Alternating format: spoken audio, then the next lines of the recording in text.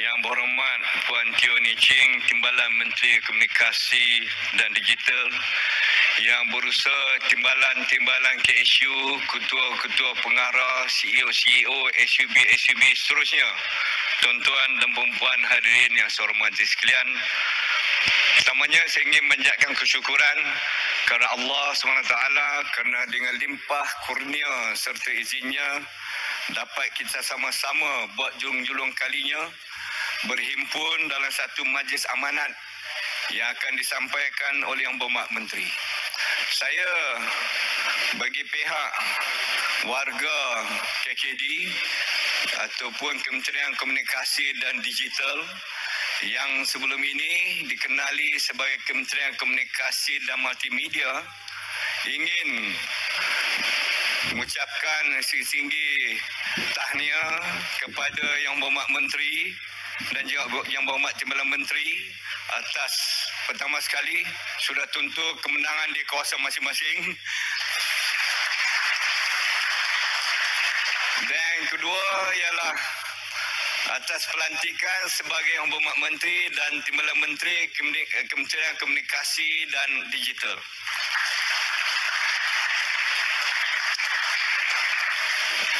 Sesungguhnya saya bagi pihak rakan-rakan yang ada di KKD ini sudah tentu Yang Berhormat kita akan memberikan komitmen dan kerjasama yang sebaik-baiknya, kerjasama yang tinggi sekali. Ini berdasarkan pada prinsip government of the day. Kita sebagai pegawai kerajaan sudah tentu kita akan memberikan perkhidmatan kepada siapa juga stakeholder kita yang mana menerajui kepimpinan sekarang, iaitu Kerajaan Perpaduan. So Yang Berhormat Menteri dan Timbalan Menteri, you can rest assured that there will be no problem in terms of commitment and also in terms of loyalty, of course. And then lagi satu daripada segi kerjasama daripada semua sekali warga KKD sendiri.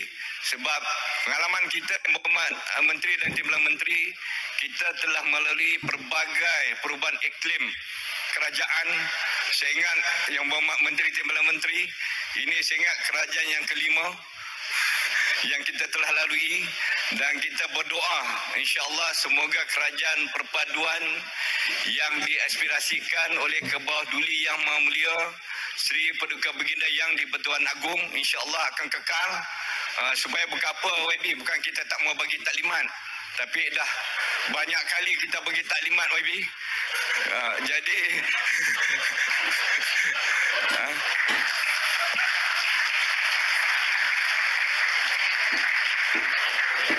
bukan kita tak suka YB, banyak kali kita bagi taklimat. Dan bila kita bagi taklimat tu bukan satu saja. Semua kementerian bahagian jabatan agensi, kita ada 11 agensi di bawah kita kena bagi taklimat. Jadi sebut tentang taklimat, alhamdulillah daripada minggu lepas hinggalah minggu ini kita telah mengaturkan pelbagai taklimat pada Yang Berhormat Menteri dan Timbalan Menteri. Memanglah target kita nak siapkan minggu ini, tetapi oleh sebab komitmen lain dan sebagainya, saya ingat kita Education Union ataupun ITU untuk penggal 2023 hingga 2026.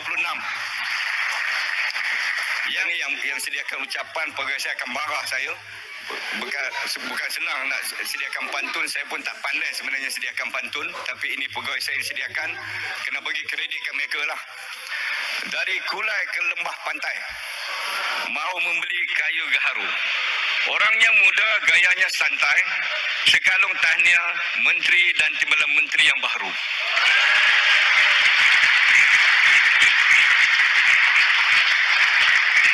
Demam World Cup kini melanda. Perancis atau Argentina juara ramalan ramai. KKD gemilang harapan bersama, kejayaan dicipta, perpaduan disemai. Sekian, wabillahi taufiq wa hidayah.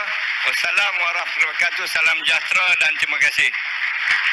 Terima kasih Yang Berbahagia Datuk Seri Haji Muhammad bin Mentek, Ketua Setiausaha Kementerian, atas ucapan sebentar tadi. Terdengar menyampaikan amanat daripada Yang Berhormat Fahmi Fazil, Menteri Komunikasi dan Digital.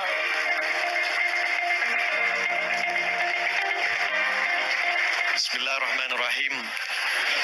Alhamdulillahirabbil alamin. Assalatu wassalamu ala asyrafil anbiya wal mursalin wa ala alihi washabbihi ajmain.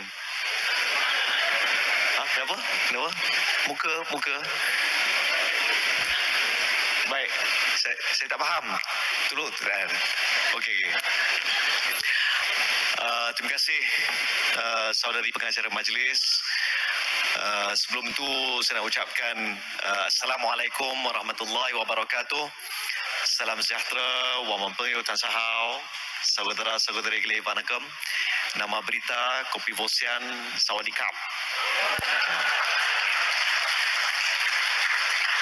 Salam perpaduan. Datuk Seri KSU, TKSU, SUB Kanan, ketua-ketua, CEO, ketua-ketua pengarah, tuan-tuan, puan-puan yang saya kasihi. Pertama sekali kita panjatkan rasa syukur kehadrat Ilahi kerana dikurniakan kesihatan, ruang dan peluang untuk bersama. Tapi pada masa yang sama, pada pagi ini kita bercakap tentang media sosial. Saya bertanya, dalam jabatan, dalam pejabat masing-masing, siapakah yang mengendalikan akaun media sosial? Dan tempoh hari kita ada berbincang, kita ada sebut sikit. Ini sangat penting, kita kena faham sebab realitinya di Malaysia yang berumur 18 tahun ke 29 tahun ini jumlahnya ramai. Dan mereka lah yang saya anggap menjadi key stakeholder antara klien utama kita.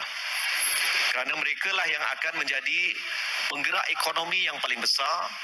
They are the biggest group of consumers. Mereka jugalah yang paling ramai akan menghantar komen dan menyampaikan masalah yang mereka hadapi. Kerana kalau seperti Datuk Seri kata, dalam kementerian kita punya disiplin dari segi menyampaikan maklumat, mengadu bagi rakyat biasa any whichever way. Dan kalau tak respon, mereka akan marah. Macam pagi tadi, waktu kita tengah bersarapan, saya dapat panggilan daripada orang kawasan. Dia tanya, YB bila nak balik kawasan ni? Banyak masalah ni. Masalah rumah, masalah api air kan, masalah hutang. Saya kata, ya. Saya dah lantik setiausaha politik. Kami nak jumpa YB. Allah. Jadi, saya kena balik ke kawasan. Tapi Alhamdulillah, jabatan penyiaran dalam kawasan. Jadi insyaAllah. Maksudnya KP kena bekerja 3-4 kali ganda lebih keras. Tapi itu salah satu perkara. Jadi saya nak buka dengan menyatakan bahawa our reality now is shifting very quickly. Realiti kita sedang berubah dengan sangat segera. Apa yang kita anggap sebagai satu kebenaran, apa yang kita anggap sebagai satu mode penyampaian itu mungkin esok lusa tulat dah berbeza. Kalau dulu kita bercakap tentang filem, ya Dr. Nasir. Dulu kita bercakap tentang filem, sekarang ni kita cakap tentang konten. Kalau dulu kita ada studio yang besar, sekarang ni kita ada handphone. Esok, lusa, bulan depan, tahun depan, mungkin dia sangat senario dia akan berubah dengan sangat pantas. Itulah sebabnya bagi saya jabatan-jabatan, agensi-agensi memainkan peranan yang sangat penting. Kita perlu future proof this ministry. Bersiap sedia untuk menghadapi masa depan yang tak tentu. Dari segi teknologi, dari segi cara rakyat consume media, consume content, dan dari segi orang kata security threat. Pagi tadi saya dapat sedikit update daripada Jabatan Perlindungan Data Pribadi dan daripada CSM. Ada beberapa perkara yang nanti kalau ada sidang media saya akan laporkan. Tapi memang realitinya kita sentiasa menjadi tumpuan penggodam hackers, scammers. Maka di samping kita meneliti cara rakyat berkomunikasi, saluran-saluran itu perlu kita pastikan selamat. Dan kalau boleh saya nak tegaskan, kita perlu ada sedikit anjakan dari segi pemikiran bahawa data data memainkan peranan yang jangkaan saya paling penting untuk masa depan negara. Tanpa data, Facebook tak berguna. Tanpa data, TikTok tak boleh berfungsi. Tanpa data, untuk kita nak atur, rancang pun susah. Maksudnya pemahaman kita tentang data perlu berubah. Data adalah khazanah negara kita. Data is our national treasure. Maka ia perlu dijamin selamat. Bagaimana? Inilah tugas kita. Untuk mengenal pasti apa yang disebut sebagai vulnerabilities. Tempat-tempat di mana data kita boleh dicuri terlalu banyak, terlalu kerap. Maka tugas kita adalah untuk melihat apa yang perlu kita lakukan. Jadi saya sangat gembira dapat meneliti beberapa perkara tentang keselamatan ini bersama dengan Cyber Security Malaysia, dan niat dan hasrat saya ialah untuk memastikan CSM di bawah kementerian ini akan sentiasa memainkan peranan yang sangat penting. We have to do a security audit, cyber security audit. Dan saya nak pastikan sebagai Menteri Komunikasi dan Digital bahawa kita memainkan peranan yang paling ke depan untuk melihat, menilai dan membantu kementerian-kementerian yang lain, agensi-agensi yang lain, jabatan-jabatan yang lain untuk memastikan bahawa keselamatan cyber itu yang paling diutamakan. Saya tak nak lagi ada insiden data daripada jabatan sekian dicerobohi, dibolos, dicuri. Sebab nak tak nak, ia ada kaitan dengan tindakan-tindakan skamer. Seperti yang tuan-tuan puan-puan semua mungkin sedia maklum, mak saya menjadi mangsa skamer.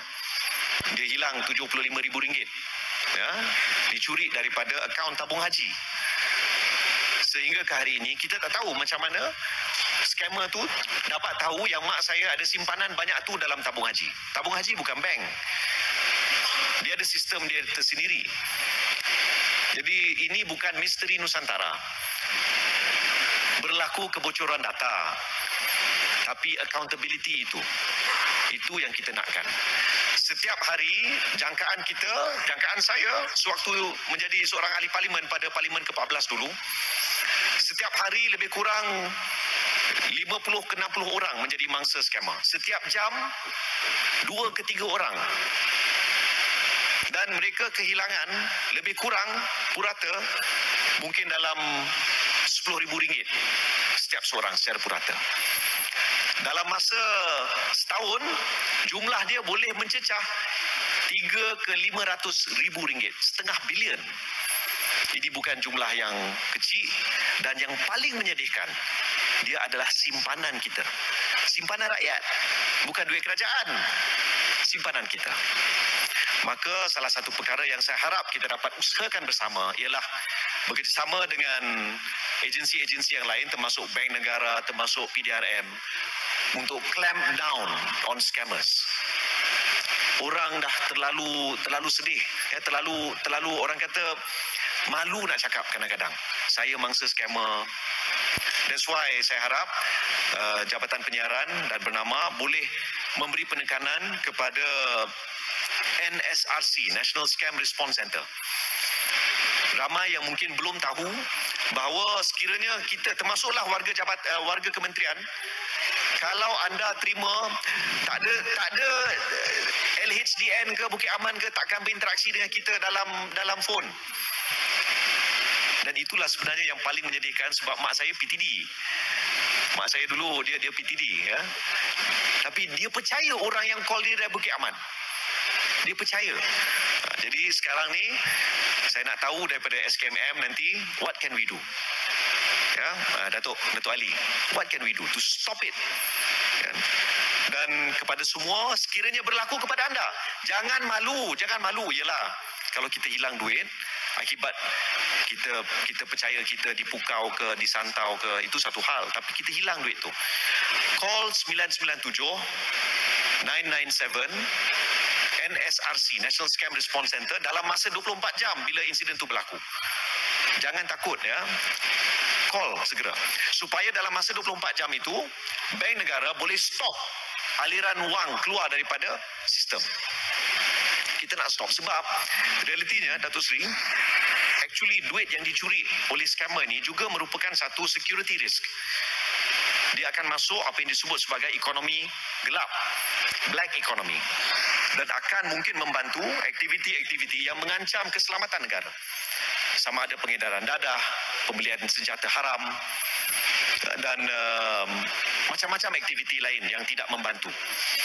Jadi itulah sebabnya bagi saya salah satu perkara yang sangat penting, keselamatan data, mematahkan gerakan scammer, dan seperkara lagi semestinya rakyat mengharapkan perkara-perkara macam ni ialah dia membantu tapi tidak menyelesaikan masalah kos sara hidup. Dapatan dari Bukit Aman menyatakan bahawa rata-rata 66% daripada responden dalam satu kaji selidik yang mereka lakukan menunjukkan rakyat mahu kita fokus kepada isu kos sara hidup. Ini disebut oleh Yang Berhormat Perdana Menteri dan ia akan terus disebut sebagai satu komitmen dan fokus utama bagi kerajaan perpaduan ini. Dan saya harap bersama-sama dengan tuan-tuan, puan-puan, datuk-datuk, datin-datin, datuk seri, saya kalau bolehlah sebelum Christmas, ya, kita nak buat beberapa pengumuman yang dapat membantu untuk kurangkan kos sara hidup, terutama untuk kumpulan B40 dan M40, ya, yang mungkin duduk dekat Bangsa, yang duduk dekat Bukit Setiawangsa ataupun duduk dekat certain precincts dekat Putrajaya tak perlulah, kan. Oh, boleh. Kita pertimbangkan nanti. Boleh dengar sih. Saya test je dulu, kan, nak tahu responsif tak responsif, kan. Okey, insya-Allah, ya. Jadi kita nak usahakan supaya ramai yang akan dapat manfaat ini. Akhir sekali, saya harap dari semasa ke semasa saya dan Yang Berhormat Timbalan Menteri kami akan bertemu dengan tuan-tuan, puan-puan. I want to come and meet all of you, insya-Allah. Luangkan masa, ya, mungkin saya nak tengok datang ke setiap tingkat kalau boleh. Kalau ada mesin karaoke tolong simpan, saya tak boleh menyanyi. Kalau menyanyi dia agak problematik. Jangan, please no. Saya dengan Puan Mastura kami tak boleh menyanyi. Tak boleh nyanyi, ya. Dia dah cakap dah bila nyanyi hujan. Jadi tapi saya harap mungkin Datuk Seri untuk beberapa mungkin sidang media ataupun acara rasmi, kalau boleh kita sediakan ahli bahasa ataupun sign language interpreter. Bukan untuk di sini saja, terima kasih, ya, tapi untuk beberapa yang lain, sebab itu yang ditegur oleh mereka yang inginkan penambahbaikan seperti ini. Jadi kepada semua saya doakan selamat, sihat walafiat.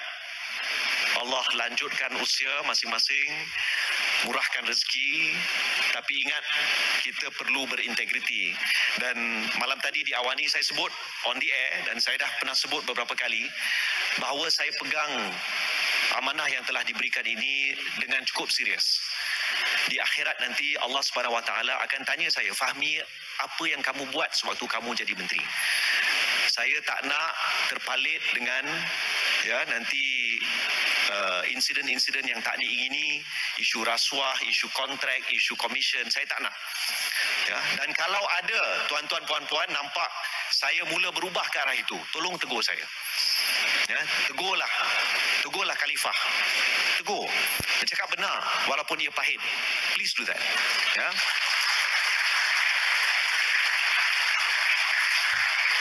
Mak saya PTD, ayah saya Felda. Ayah saya kerja Felda dulu. Ayah saya banyak pakai baju putih sebab ayah saya tu ditegas. Masa dia kerja Felda, very strict. Dia ada simpan misai. Jadi dia kata orang yang bermisai ni kadang-kadang garang, kan. Bukanlah orang bercambang macam Cik Mazlan, kan.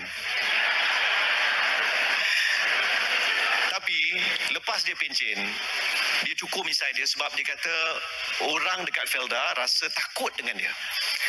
Ayah saya kerja di Felda tahun 69 hingga tahun 2004. Dia antara pihak pengurusan Felda, dia DG Felda, MD Felda Holdings, Dia antara pengurusan Felda yang membantu melangsaikan hutang Felda 10 bilion 10 tahun lebih awal. Patut selesai 2001, selesai tahun 1991. Dan dialah antara bersama dengan Tun Raja Alias menyimpan rizab Felda sebanyak 6 bilion cash, liquid cash. Tapi hidup dia simple. Hidup dia simple sampai sekarang. He's not on any boards, dia tak adalah kereta besar kan.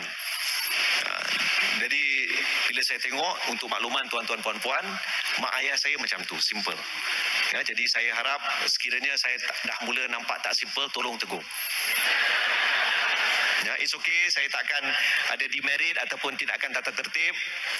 Dalam bab integriti ini kita tak boleh.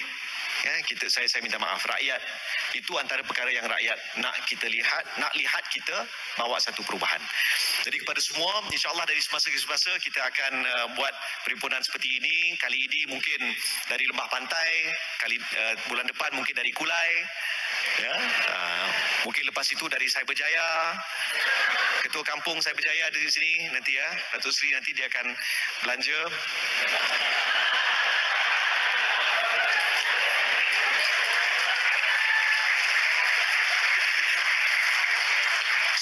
Semalam di RTM Datuk Cik Roslan kena belanja KFC kan. Betul. Tak apa, nanti saya tolong bayarkan. Ya, jadi apapun saya sangat gembira. Saya harap kita dapat jadi seperti satu keluarga. Disiplin jaga disiplin, integriti jaga integriti, tapi happy biar happy. Ya, itu sangat penting.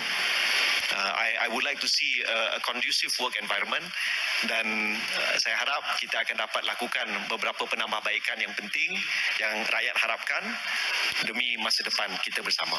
Jadi setakat itu dahulu, kita jumpa nanti. Wabillahi taufiq wal hidayah. Assalamualaikum warahmatullahi wabarakatuh. Terima kasih. Setinggi-tinggi penghargaan dan terima kasih kepada Yang Berhormat Fahmi Fazil atas amanat yang disampaikan.